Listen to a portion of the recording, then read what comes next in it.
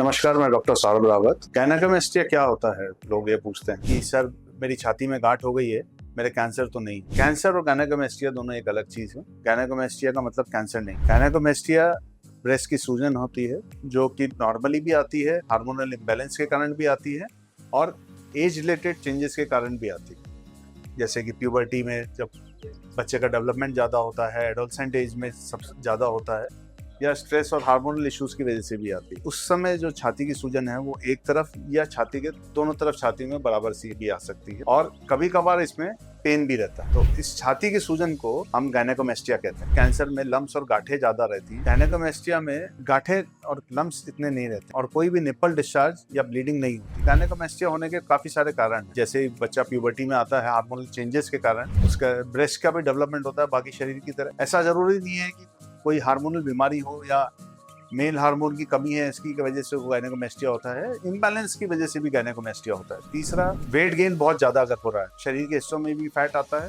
उस समय छाती में भी फैट आता है। और इसके अलावा कुछ अगर ड्रग्स चल रही है, स्पाइरोलैक्टोन या काफी ड्रग्स ऐसी हैं और कुछ हर्बल मेडिसिन ऐसी हैं जिनकी वजह से भी छाती में सूजन आती है और गायनेकोमेस्टिया होता है। अल्कोहल लेते हैं या रिक्रिएशनल ड्रग्स आजकल जो युवा लेते हैं उसकी वजह से भी ब्रेस्ट में सूजन आती है और उसमें भी गायनेकोमेस्टिया हो सकता है। तो इन नशे और रिक्रिएशनल ड्रग्स से दूर रहें।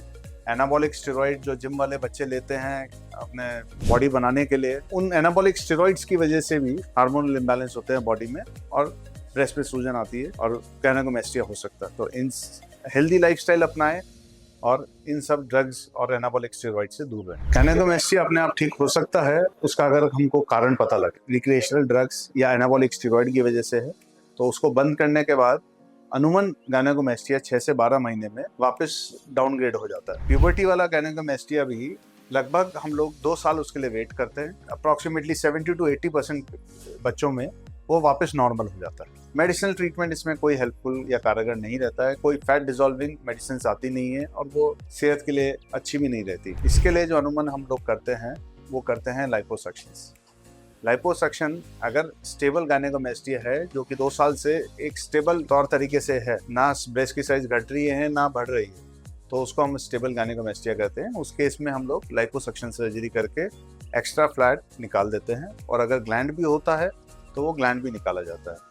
ये लाइपोसक्शन सर्जरी एक तरह की मिनिमल इन्वेजिव सर्जरीज रहती हैं जिसमें कि एक बहुत ही महीन से आधे सेंटीमीटर से भी कम चीरे में से कुछ हम लोग कैनुलास डालते हैं, जिस कैनुलास की वजह से पेशेंट के छाती के नीचे का फैट हम लोग सक्शन करके निकाल देते हैं। सर्जरी के रिजल्ट बहुत अच्छे हैं अगर ये एक उचित जगह पे एक क्वालिफाइड सर्टिफाइड प्लास्टिक सर्जन से कराई जाए। लाइपोसक्शन के बहुत सारे तरीके हैं। हम लोग मैनुअल लाइपोसक्शन करते थे पहले, लेकिन जैसे जैसे अत्याधुनिक तकनीकें आती गई तो मैनुअल लाइपोसक्शन के बाद पावर असिस्टेड लाइपोसक्शन हम लोगों ने चालू किया, जिसमें मशीन से पावर जनरेट कर दी जाती है जिससे फैट और आराम से निकाला जा सके। इसके अलावा वेजर लाइपोसक्शन हम लोगों ने चालू किया। कुछ केसेस में जिसमें ग्लैंड ज़्यादा है और फैट बहुत ज़्यादा कंडेंस्ड है, काफ़ी हिस्सों में बटा हुआ है, जिनको निकालने में दिक्कत रहती है, उस केस में हम लोग वेजर लाइपोसक्शन करते हैं जिसमें अल्ट्रासाउंड से पहले फैट को पिघलाया जाता है और उसके बाद सक्शन से उस फैट को हम लोग निकाल देते हैं शरीर से। इसके अलावा एक नई टेक्निक और आई है, लेजर लाइपोसक्शन, जिसमें लेजर की पद्धति से पहले फैट को गलाया जाता है और फिर पावर असिस्टेड लाइपोसक्शन से फैट को हम लोग सक आउट कर लेते हैं बॉडी से। स्किन को वापस टाइट करने के लिए गायनेकोमेस्टिया जैकेट पहननी पड़ती है जो कि 3 से 4 महीने तक पेशेंट को पहननी होती है, जिससे रिजल्ट और बेटर आने लगते हैं। सर्जरी के बाद प्रिकॉशंस जो एरिया है उसको हम लोग साफ रखें। ड्रेन्स यूजुअली पहले या दूसरे दिन निकल जाते हैं। चेस्ट की एक्सरसाइजेज हम लोग 15 दिन अवॉइड करते हैं। आप अगले दिन से ही जॉगिंग पे जा सकते हैं। 2 से 3 दिन में अपना काम वापस चालू कर सकते हैं। सर्जरी के बाद थोड़ी सूजन और रेडनेस रहती है जो कि 7 से 14 दिन के अंदर चली जाती है। डिस्कम्फर्ट इस सेंस में रहता है कि जब वो मूवमेंट करता है चेस्ट की, तब उसको थोड़ा सा चेस्ट में अकड़न महसूस होती है 5 से 7 दिन के लिए। इसको most of the patient day care surgery में भी करवा जाते हैं, उसी दिन आके करवा के उसी दिन घर चले जाते हैं। अगर आपको गायनेकोमेस्टिया सिम्टम लग रहे हैं तो आप इसमें बिल्कुल ना घबराएं। क्वालिफाइड प्लास्टिक सर्जन को आप दिखाएं। इसका इलाज बहुत आसानी से संभव है, इससे घबराएं नहीं। इसके अलावा भी अगर आपको कोई जानकारी चाहिए है तो नीचे दिए हुए नंबर पे आप संपर्क करें, कमेंट बॉक्स में अपने क्वेरीज डाल दें। नेक्स्ट टाइम आपको पूरा उसको सॉल्व करने के प्रयास करें।